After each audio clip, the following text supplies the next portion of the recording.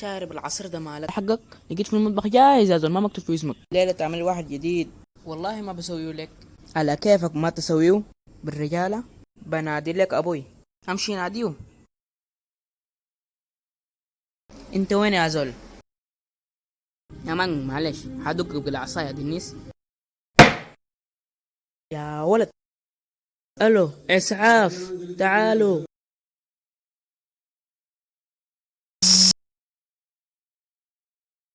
تاني تشرب عصيري.